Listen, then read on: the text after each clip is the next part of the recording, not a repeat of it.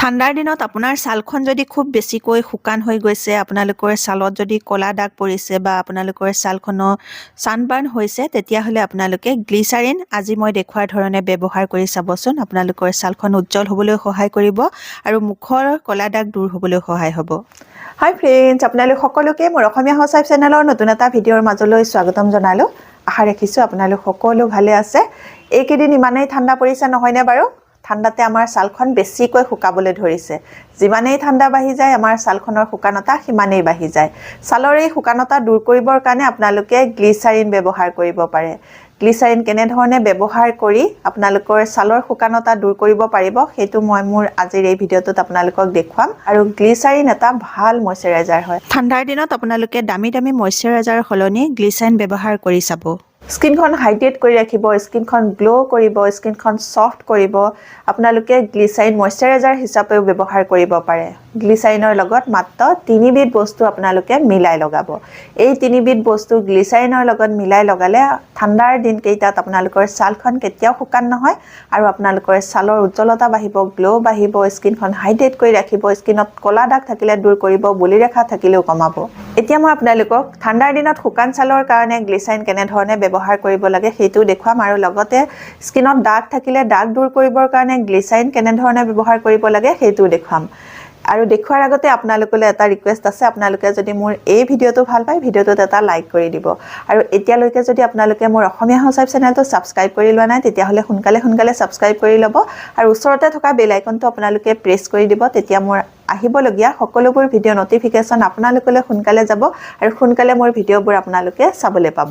এতিয়া মই আপোনালোকক ফাৰ্ষ্ট ষ্টেপত স্কিনখন চাফা কৰিবলৈ, স্কিনৰ দাগ দূৰ কৰিবলৈ গ্লিচাৰিন কেনেধৰণে ব্যৱহাৰ কৰিব লাগে সেইটো দেখুৱাই লওঁ। তাৰ পাছত মই আপোনালোকক গ্লিচাৰিন আপোনালোকে ৰাতি শোৱাৰ আগত কেনেধৰণে ব্যৱহাৰ কৰি শুলে আপোনালোকৰ ছালৰ শুকানতা দূৰ হ'ব সেইটো দেখুৱাম। স্কিন চাফা কৰিবৰ কাৰণে বা স্কিনৰ দাগ দূৰ কৰিবৰ কাৰণে এতিয়া গ্লিচাৰিন কেনেধৰণে ব্যৱহাৰ কৰিম সেইটো দেখুৱাম। আৰু এতিয়া নিশ্চয় এটা গ্লিচাৰিন স্কিনৰ দাগ দূৰ হ'বৰ কাৰণে, স্কিনখন চাফা কৰিবৰ কাৰণে এতিয়া মই এটা ৰেমেডি তৈয়াৰ কৰিম। প্ৰথমতে আধা চামুচৰ জোখাৰে মই গ্লিচাৰিন লৈছোঁ। এতিয়া এই আধা চামুচ গ্লিচাৰিনৰ লগত মই মিক্স কৰিম 5-6 টোপাল মানৰ জোখাৰে নেমু ৰস। এয়া মিক্স কৰি লৈছোঁ। মিক্স হোৱাৰ পাছত মুখত লগাই নেমু আৰু গ্লিচাৰিন এইদৰে মুখত লগালে স্কিনো চাফা হ'ব আৰু স্কিনখন ড্ৰাইও নহ'ব। লগাই লোৱাৰ পাছত আপোনালোকে স্কিনখন ভালকৈ মাছাজ কৰিব আৰু এনেকৈ মাছাজ কৰি দিলে আপোনালোকৰ স্কিনত থকা লেতেৰাবোৰো চাফা হ'ব আৰু লগতে আপোনালোকৰ স্কিনৰ দাগ দূৰ হ'বলৈও সহায় হ'ব। 2-3 মিনিটৰ কাৰণে আপোনালোকে লাহে লাহে স্কিনখন মাছাজ কৰিব। এইদৰে গ্লিচাৰিন ব্যৱহাৰ কৰিলে স্কিনত আপোনালোকৰ এটা ব্লিচৰ কাম কৰিব আৰু এই ৰেমেডিটো আপোনালোকে সপ্তাহত এবাৰকৈহে কৰিব। আৰু লগাই লৈ আপোনালোকে স্কিনখন খুব ভালকৈ মাছাজ কৰি দিব। 2-3 মিনিট এনেধৰণে মাছাজ কৰি লোৱাৰ পাছত আপোনালোকে 10 মিনিটৰ কাৰণে এইখিনি মুখতে লাগি থাকিবলৈ দিব। 10 মিনিটৰ পাছত এতিয়া মই এখন ভিজা ৰুমাল আনিছোঁ। ভিজা ৰুমালখনেৰে ভালকৈ মই মুখখন মুচি পেলাম। আপোনালোকে এনেধৰণে মুখখন মুচিও পেলাব পাৰে, নহ'লে আপোনালোকে ঠাণ্ডা পানীৰে ভালকৈ মুখখন ধুই ল'ব পাৰে। এই ষ্টেপটো আপোনালোকে সপ্তাহত এবাৰ কৰিব। ৰেগুলাৰ এই ষ্টেপটো কৰিব নালাগে। ইয়াৰ পিছৰ ষ্টেপটো আপোনালোকে ৰেগুলাৰ কৰিব, কিন্তু এই ষ্টেপটো আপোনালোকে সপ্তাহত এবাৰকৈ কৰিব। মচি লোৱাৰ পাছত এতিয়া ৰাতি শোৱাৰ আগত আপোনালোকে গ্লিচাৰিন কেনেধৰণে লগাই শুলে আপোনালোকৰ ছালৰ শুকানতা দূৰ হ'ব, ছালখন ছফ্ট হ'ব, উজ্জ্বল হ'ব, গ্ল' হ'ব, বগা হ'ব সেইটো দেখুৱাম। তাৰ কাৰণে লাগিব আকৌ অকণমান গ্লিচাৰিন। এতিয়া মই অকণমান গ্লিচাৰিন ল'ম। আপোনালোকে এইটো ৰেগুলাৰ বনাব, ৰেগুলাৰ ব্যৱহাৰ কৰিব, বনাই থৈ নিদিব। একেবাৰে সহজ বনাবলৈ, গতিকে বনাই থৈ দিয়াৰ একো প্ৰয়োজন নাই। আপোনালোকে ৰেগুলাৰ বনাব, ৰেগুলাৰ ব্যৱহাৰ কৰিব। এতিয়া মই ল'লোঁ আধা চামুচ মানৰ জোখাৰে গ্লিচাৰিন। এই আধা চামুচ গ্লিচাৰিনৰ লগত এতিয়া মই মিলাম অকণমান এল'ভেৰা জেল, একদম নামমাত্ৰ এল'ভেৰা জেল ল'ম।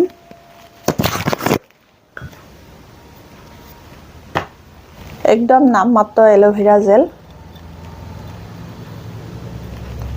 এল'ভেৰা জেল আৰু গ্লিচাৰিন দুইটা বস্তু মিক্স কৰি লৈছোঁ। নামমাত্ৰ এল'ভেৰা জেল দি ল'লোঁ। ইয়াৰ পাছত মিক্স কৰিম অকণমান গোলাপ জল।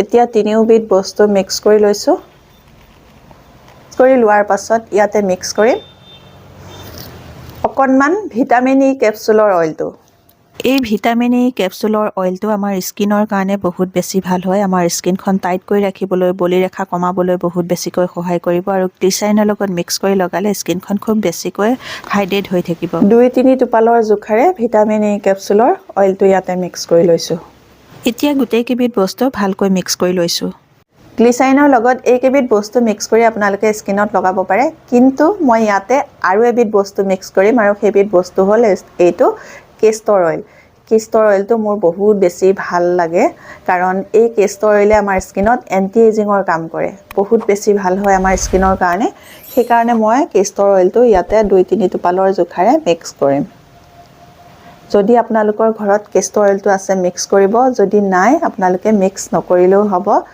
এন্টি এজিঙৰ কাম কৰে কাৰণে মই বহুত বেছি ভাল পাওঁ সেইটো কাৰণে মই 2-3 টোপালৰ জোখাৰে ইয়াতে লৈ লৈছোঁ এতিয়া মই কেষ্টৰ অইলটো ইয়াৰ লগতে ভালকৈ মিক্স কৰি লৈছোঁ ভালকৈ মিক্স হৈ যোৱাৰ পাছত এতিয়া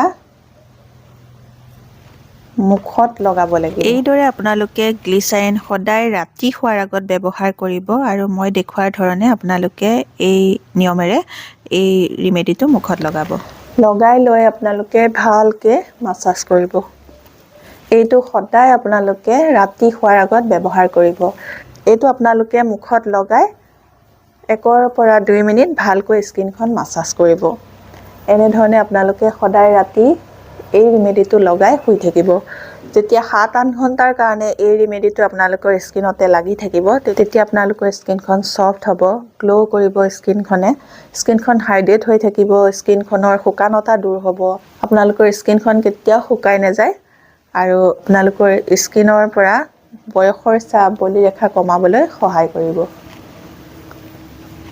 ডিঙিলৈকে লগাব লগাই পেলাই আপোনালোকে ডিঙিৰ এই ঠাইখিনি ওপৰৰ পৰা তললৈ 20 বাৰ এনেকৈ মাছাজ কৰি দিব ডিঙিৰ এই মাছাজটোৱে আপোনালোকৰ স্কিনখনত এন্টি এজিঙৰ কাম কৰিব সেইকাৰণে আপোনালোকে এই মাছাজটো ডেইলি কৰিব এইদৰে আপোনালোকে সদায় ৰাতি শোৱাৰ আগত গ্লিচাৰিন যদি মুখত লগাই শুই থাকে তেতিয়াহ'লে আপোনালোকৰ স্কিনখন সফট হ'বলৈ নিমজ হ'বলৈ বগা হ'বলৈ বলিৰেখা কমিবলৈ ছালৰ শুকানতা দূৰ হ'বলৈ বহুত বেছিকৈ সহায় কৰিব আজিৰ এই ভিডিঅ'টোত মই আপোনালোকক ঠাণ্ডাৰ দিনত গ্লিচাৰিন কেনেধৰণে ব্যৱহাৰ কৰি ছালৰ শুকানতা দূৰ কৰিব পাৰি ছালখন উজ্জ্বল বগা আৰু হাইড্ৰেট কৰি ৰাখিব পাৰি সফট কৰি ৰাখিব পাৰি বলিৰেখা কমাব পাৰি সেইটো দেখুৱালোঁ আপোনালোকে নিশ্চয় এই ভিডিঅ'টো ভাল পাইছে যদি ভাল পাইছে মোৰ ভিডিঅ'টোত এটা লাইক কৰিব মোৰ চেনেলটো সাবস্ক্ৰাইব কৰি আপোনালোকৰ ফ্ৰেণ্ডৰ লগতো এই ভিডিঅ'টো শ্বেয়াৰ কৰি দিব নতুন এটা ভিডিঅ'ৰ সৈতে নতুন বেলেগ টিপছৰ সৈতে আপোনালোকৰ মাজলৈ আগবাঢ়ি আছোঁ তেতিয়ালৈকে নমস্কাৰ আজিলৈ আহোঁ